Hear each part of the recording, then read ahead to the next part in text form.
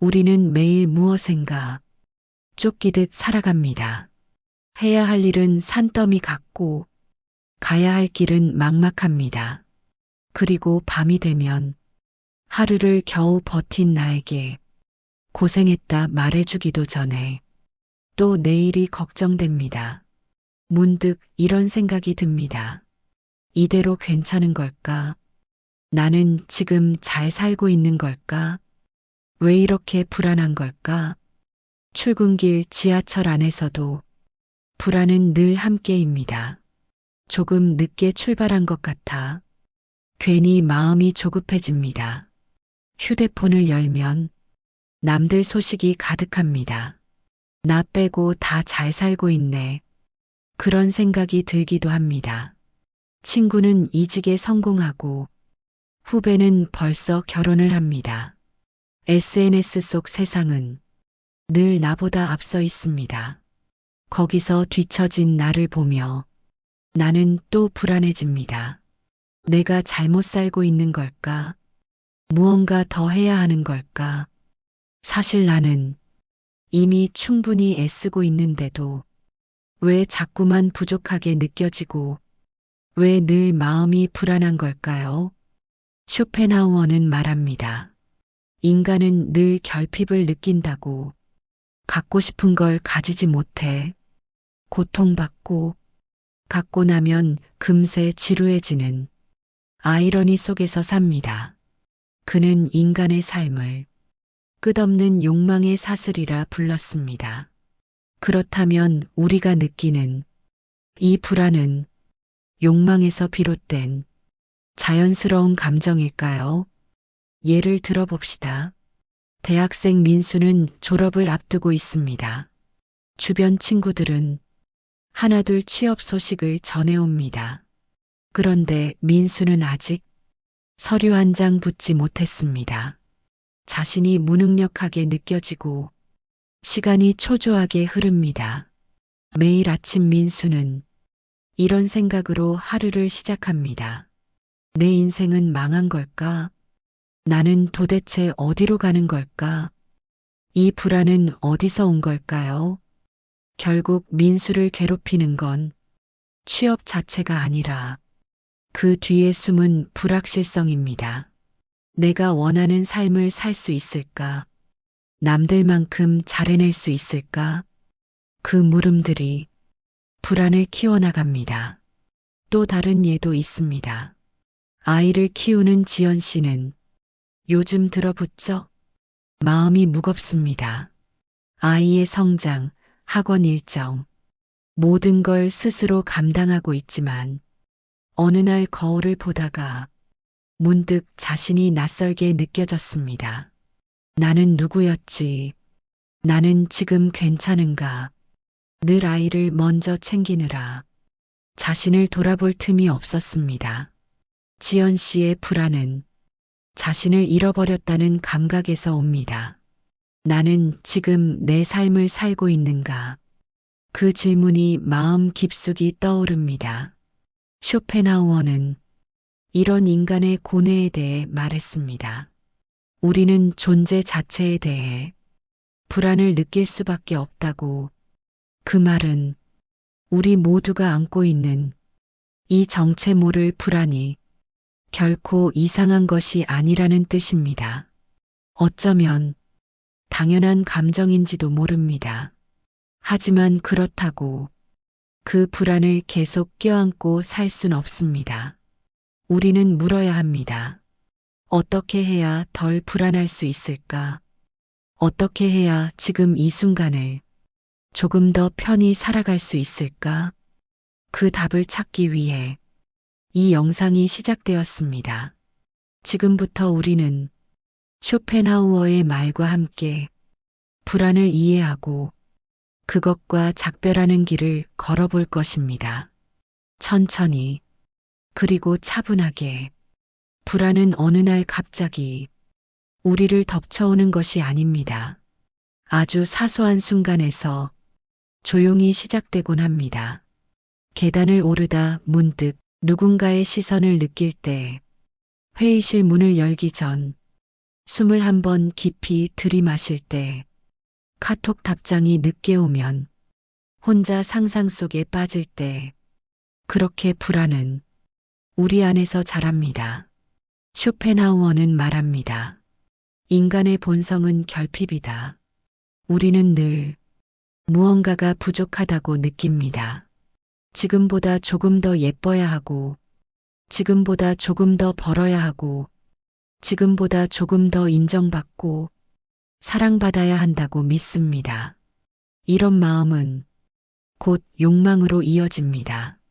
그리고 욕망은 충족되지 않는 순간 불안이 됩니다. 예를 들어봅시다. 직장인 유정 씨는 요즘 불면증에 시달립니다. 야근도 많고 실적 압박도 심합니다. 하지만 진짜 문제는 따로 있습니다.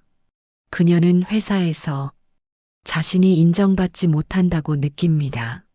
상사가 칭찬하지 않을 때, 동료가 먼저 승진했을 때, 자신이 쓸모없는 사람이 된 것 같아 마음이 서서히 무너져 내립니다. 사실 유정 씨는 누구보다 열심히 일해왔습니다. 일찍 출근해 늦게 퇴근하고 쉬는 날에도 메일을 확인합니다.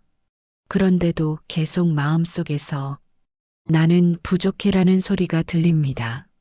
쇼펜하우어는 그런 마음을 이렇게 설명합니다. 욕망은 충족되기 전엔 고통이고 충족된 후엔 지루함이다. 그 말은 결국 우리는 언제나 불안할 수밖에 없다는 뜻입니다. 왜냐하면 욕망은 끝이 없기 때문입니다. 새 휴대폰을 사면 처음엔 설레지만 며칠 지나면 그저 그런 물건이 됩니다. 연봉이 올라도 그만큼 지출도 늘어납니다. 그토록 바라던 자리에 올라가도 곧 새로운 불안이 찾아옵니다. 여기서도 나는 괜찮을까? 이제 뭘 더 해야 하지? 그래서 우리는 끊임없이 흔들리고 지칩니다. 이런 불안은 단지 물질적인 것에서 끝나지 않습니다. 사랑에서도 관계에서도 우리는 늘 불안을 안고 있습니다. 연인과 연락이 줄어들면 혹시 마음이 식었나 생각합니다. 배우자의 말투가 차가우면 내가 뭘 잘못했나 고민합니다. 아이의 성적이 떨어지면 내가 부족한 부모인가 자책합니다. 쇼펜하우어는 이런 감정들 또한 욕망에서 온다고 봤습니다. 사랑받고 싶은 마음, 성공하고 싶은 마음, 무너지지 않으려는 마음, 남보다 나아지고 싶은 마음, 그 모든 것이 우리 안에 불안을 키웁니다. 한 번은 한 어머니가 말했습니다. 나는 하루 종일 불안해요. 아이의 미래도 남편도 나 자신도요. 하지만 조금만 들여다보면 그 불안의 밑바탕에는 나는 지금 이대로 괜찮다는 확신이 부족한 경우가 많습니다. 그래서 우리는 자꾸 무언가를 채우려 애씁니다. 책을 읽고 자격증을 따고 운동을 하고 외모를 가꾸고 물론 그 모든 노력은 소중하고 값진 것입니다. 하지만 그 안에 불안이 숨겨져 있다면 그 노력은 금세 또 다른 부족함으로 이어집니다.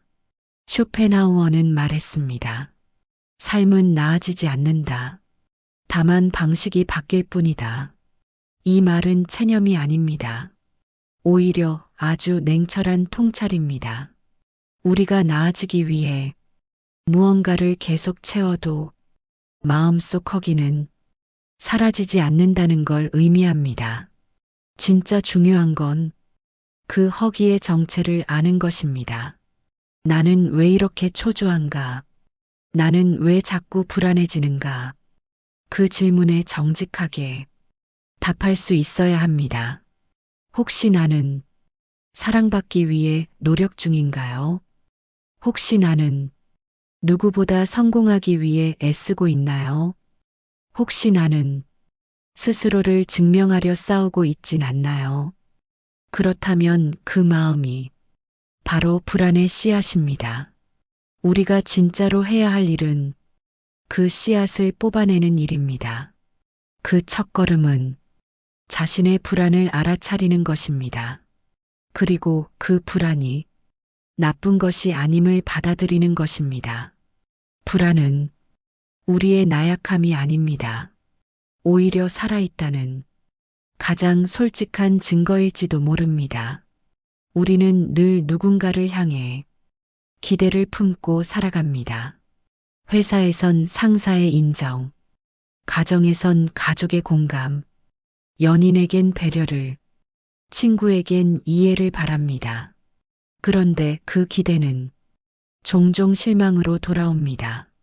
그럴 때면 속이 상하고 마음이 차갑게 식습니다.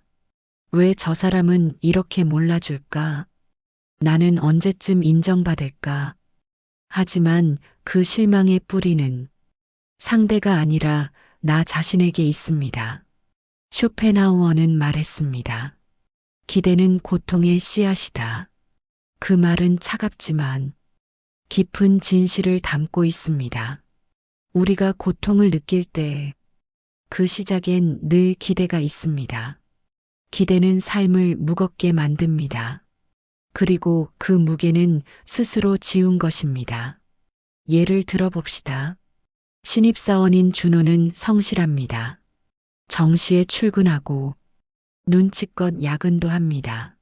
하지만 상사는 무관심하고 동료들은 티도 안 냅니다.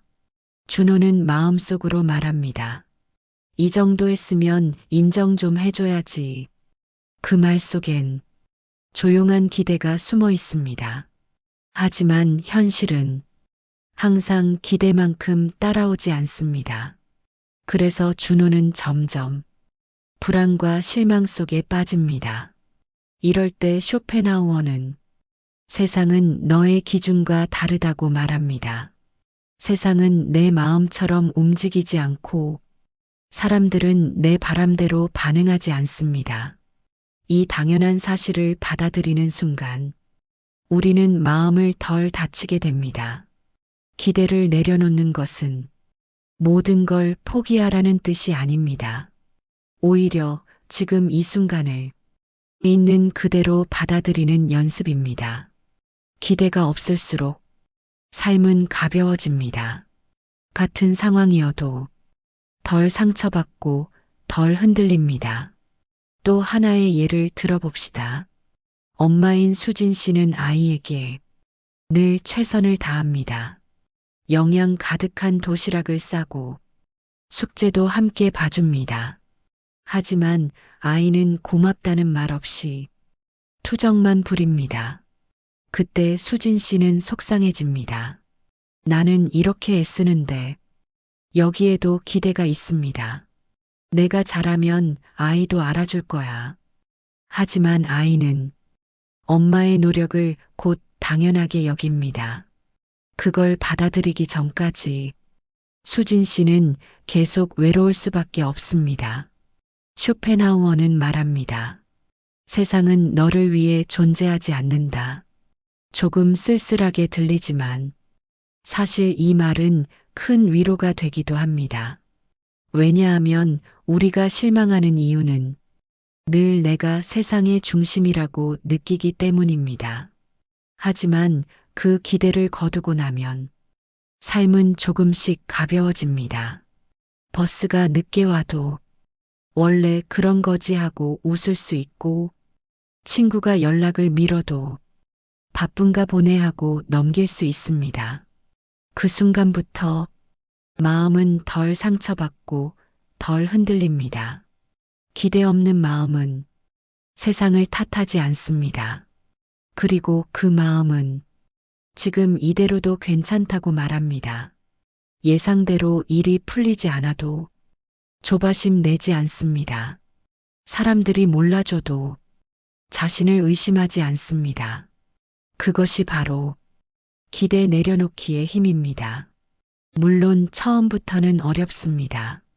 우리는 너무 오래 기대에 익숙했기 때문입니다. 하지만 아주 작은 일부터 조금씩 내려놓아 보는 겁니다. 출근길에 교통이 막히는 건 당연하다고 받아들이고 누군가의 무심한 말도 그 사람의 사정이 있겠거니 넘겨보고 기대한 말이 돌아오지 않을 때도 괜찮아라고 스스로를 안아주는 것입니다. 그렇게 하루하루 연습하다 보면 기대가 아닌 평온 속에 머무를 수 있습니다. 쇼펜하우어는 말했습니다. 지혜로운 사람은 기대하지 않음으로써 자유로워진다. 그 말은 우리에게 진짜 해방의 문을 보여줍니다. 기대가 사라진 자리엔 있는 그대로의 나와 세상이 남습니다. 그 모습은 어쩌면 가장 단순하고 아름다운 진실일지도 모릅니다. 우리는 누구나 자신만의 속도를 가지고 있습니다. 걸음이 느린 사람도 있고 빠르게 치고 나가는 사람도 있습니다. 그런데도 우리는 자꾸 남을 바라보게 됩니다. SNS 속 화려한 사진들, 친구의 성공 소식, 다른 사람의 결혼식 청첩장, 아이의 상장 사진까지 보는 순간 마음이 찌릿합니다. 나는 왜 아직 이럴까? 그리고 자신을 괜히 더 작게 느끼게 됩니다. 쇼펜하우어는 말했습니다. 우리는 타인의 삶을 겉모습으로만 본다고 남이 가진 결과만 보고 그들의 고통은 보지 못합니다. 예를 들어봅시다. 지연은 5년째 공무원 준비 중입니다. 하루 10시간 넘게 공부하고 외출도 거의 하지 않습니다. 그런 그녀가 어느 날 대학 동창의 결혼 소식을 들었습니다. 신혼여행, 집 장만, 아이 계획. 그 모든 것이 꿈같이 느껴졌습니다. 지연은 잠도 못 잤습니다. 나는 뭐 하고 있는 거지? 하지만 그 동창 역시 보이지 않는 걱정 속에 살고 있습니다.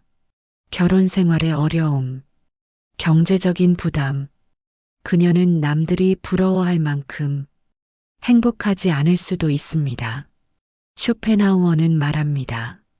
행복은 타인보다 나은 데 있지 않다.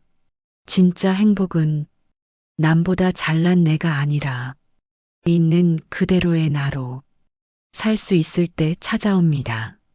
비교는 나를 타인의 시선 속에 가둡니다.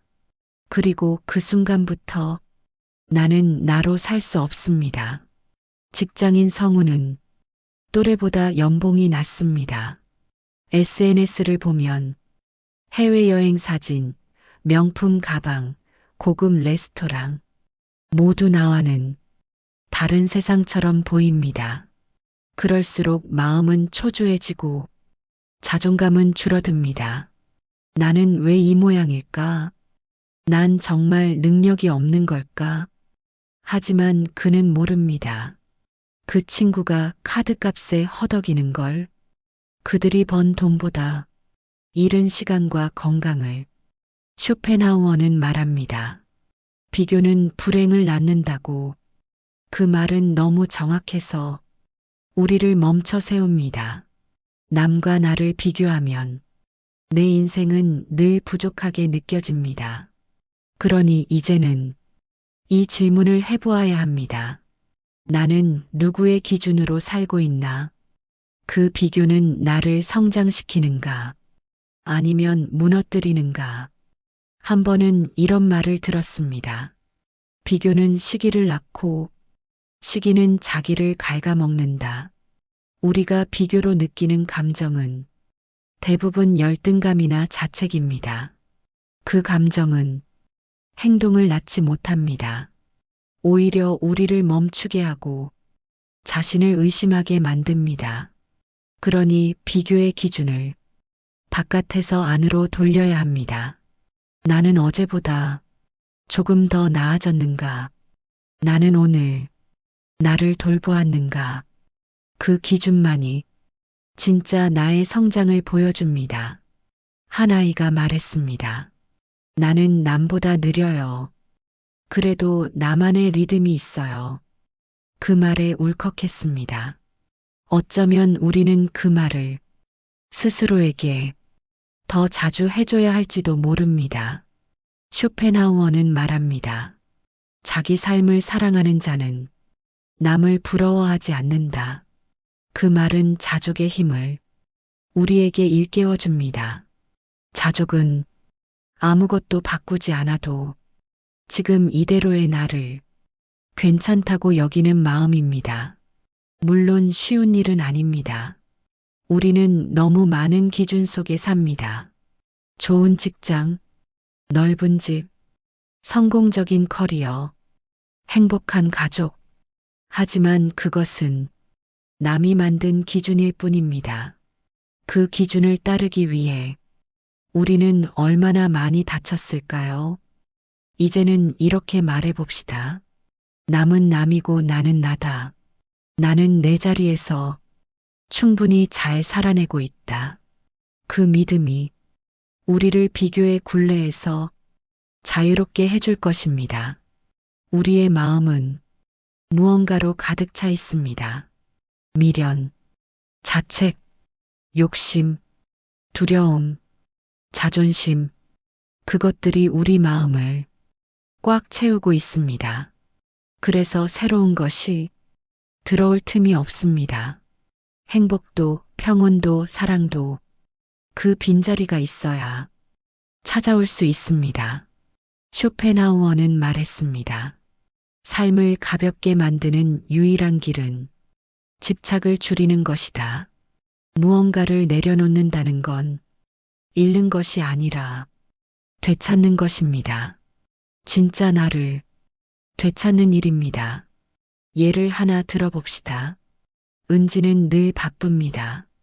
하루 종일 일하고 퇴근 후에도 집안일에 쫓깁니다. 그러면서도 다른 사람의 시선을 의식합니다. 좋은 엄마로 보여야 해. 성실한 사람이어야 해. 그 집착은 은지를 점점 지치게 만듭니다. 심지어 감기 한 번 걸려도 자신을 탓합니다. 내가 게을러서 그런가? 내가 약해진 걸까? 이럴 때 쇼펜하우어는 완벽하려는 집착을 놓으라고 말합니다. 인간은 완전하지 않습니다. 삶도 마찬가지입니다. 조금 부족해도 괜찮습니다. 조금 느려도 괜찮습니다. 우리가 놓아야 할 첫 번째는 바로 완벽함입니다. 두 번째는 인정받고 싶은 마음입니다. 성우는 회식 때마다 리더처럼 굴려고 애씁니다. 후배들에게 잘해주고 상사에게도 열심히 어필합니다. 하지만 돌아오는 건 무관심하거나 무심한 반응뿐입니다. 성우는 혼자 집에 와서 마음이 쓸쓸해집니다. 나는 왜 이렇게 사람들 눈치를 보지? 그건 인정 욕구라는 보이지 않는 줄에 묶여 있기 때문입니다. 우리는 모두 사랑받고 싶어 합니다. 하지만 그 욕구가 우리 마음을 삼켜버릴 때 우리는 더 이상 자유롭지 못합니다. 인정받지 않아도 괜찮다. 그렇게 말할 수 있어야 합니다. 세 번째로 내려놓아야 할 것은 통제하려는 마음입니다. 사람은 모든 걸 통제할 수 없습니다. 날씨도, 상대의 감정도, 미래도. 하지만 우리는 자꾸 무언가를 바꾸려 애씁니다. 이 상황은 이렇게 돼야 해. 저 사람은 저렇게 말해야 해. 그 기대가 어긋나는 순간 분노가 생기고 불안이 피어납니다. 통제하지 못하는 것을 받아들일 수 있을 때 비로소 마음은 조금씩 편안해집니다. 또 하나 놓아야 할 것은 과거에 대한 미련입니다. 사람은 누구나 돌이키고 싶은 순간이 있습니다. 그때 그러지 말걸, 그 말을 하지 말걸. 하지만 그 순간은 이미 지나갔습니다. 지금의 내가 그때의 나를 미워한다고 해서 과거는 바뀌지 않습니다. 오히려 그때의 나를 껴안을 때 비로소 우리는 앞으로 걸어갈 수 있습니다. 마지막으로 내려놓아야 할 것은 스스로에 대한 엄격함입니다. 우리는 참 자기 자신에게 가혹합니다. 작은 실수에도 끝없이 자책하고 조금 쉬면 게으르다며 스스로를 책망합니다. 하지만 우리는 기계가 아닙니다. 넘어질 수도 있고 쉬고 싶을 수도 있습니다. 그럴 땐 자신에게 이렇게 말해줘야 합니다. 괜찮아. 이 정도면 충분해. 쇼펜하우어는 말했습니다. 마음이 고요할수록 삶은 덜 고통스럽다. 마음이 고요해지기 위해선 비워야 합니다. 꽉 쥔 손으로는 아무것도 잡을 수 없습니다. 이제는 손을 펴고 내려놓아야 합니다. 완벽해야 한다는 집착, 모두에게 사랑받고 싶다는 마음, 모든 걸 계획대로 이루고 싶은 욕심, 돌이킬 수 없는 과거에 대한 미련, 끊임없이 자신을 몰아붙이는 태도, 이 모든 것을 조금씩 천천히 내려놓을 수 있다면 우리는 더 가볍게 숨 쉴 수 있을 것입니다. 그리고 마침내 진짜 평온이 찾아올 것입니다. 불안은 사라지지 않습니다. 그저 작아질 뿐입니다. 그 작아진 불안이 우리 곁에 조용히 머뭅니다. 삶이란 그 불안을 껴안고 함께 걸어가는 여정입니다. 쇼펜하우어는 말했습니다. 불안은 인간 존재의 그림자다. 그림자는 빛이 있어야 생깁니다. 우리가 살아있기에 불안도 따라오는 것입니다. 그러니 이제 불안을 미워하지 않아도 됩니다. 오히려 불안은 내가 진심으로 살아가고 있다는 작은 증거일지도 모릅니다. 하지만 그렇다고 불안에 휘둘려 살아갈 순 없습니다. 이제 우리는 그 불안과 작별해야 합니다. 완전히 떠나보내는 것이 아니라 조용히 조심스럽게 내려놓는 것입니다. 그 작별은 소란스럽지 않습니다.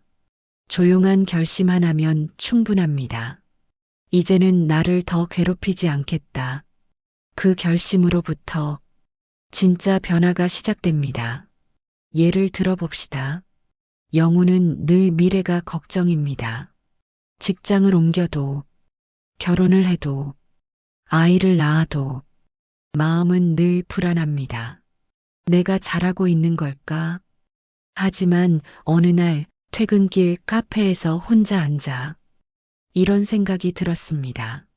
지금 나는 따뜻한 커피를 마시고 있고 밖엔 노을이 지고 있다. 그 순간 아무 일도 바뀌지 않았지만 영우의 마음엔 평화가 찾아왔습니다. 지금 이 순간을 있는 그대로 받아들이는 것. 그것이 불안과 작별하는 첫걸음입니다. 쇼펜하우어는 말했습니다. 지혜로운 사람은 세상을 있는 그대로 받아들인다. 이 말은 자포자기가 아닙니다. 오히려 가장 성숙한 용기입니다. 세상은 내 뜻대로 흘러가지 않지만 그럼에도 나는 내 삶을 살아가겠다는 다짐입니다. 이제 우리는 불안을 없애려 하지 않아도 됩니다. 불안을 없애야 행복한 게 아니라 불안 속에서도 숨 쉴 수 있어야 진짜 자유입니다. 누구도 완벽하지 않고 누구의 삶도 완전하지 않습니다. 우리 모두는 모난 마음을 안고 살아갑니다. 그 마음을 감추기보다 따뜻하게 바라보아야 합니다. 그렇게 할 수 있을 때 우리는 비로소 자신에게 말할 수 있습니다. 나는 지금 이대로 괜찮다. 그 한마디는 어떤 조언보다 깊은 위로가 됩니다. 한 번은 한 노인이 말했습니다. 젊을 땐 늘 불안했어요. 하지만 지금 돌아보니 그 모든 불안이 나를 여기까지 데려왔더군요. 우리도 언젠가는 지금의 이 시간을 그렇게 회상할 날이 올 것입니다. 그날을 위해 지금 우리가 해야 할 일은 조금 더 자신을 믿어주는 것, 조금 더 스스로를 안아주는 것, 그리고 불안이 찾아올 때마다 이렇게 말해주는 것입니다. 그래, 내가 또 왔구나. 하지만 나는 괜찮아. 그렇게 불안과 나란히 걷다 보면 어느새 그 그림자는 조금씩 희미해질 것입니다. 쇼펜하우어는 말했습니다. 고통을 피할 수 없다면 그 고통과 친구가 되어라. 우리도 그렇게 불안과 친구가 되어야 합니다. 그 친구가 더 이상 나를 아프게 하지 않도록, 그 친구를 담담히 마주할 수 있도록 이제 우리는 조용히 담백하게 작별을 고해야 합니다.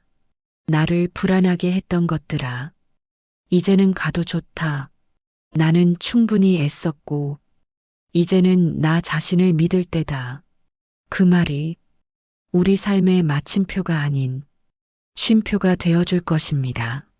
그 쉼표 위에서 우리는 더 단단해질 것입니다. 그리고 다시 걸어갈 수 있을 것입니다. 나의 속도로 나의 길을, 그 길 위에서 당신의 마음이 조금은 더 편안하기를 바랍니다.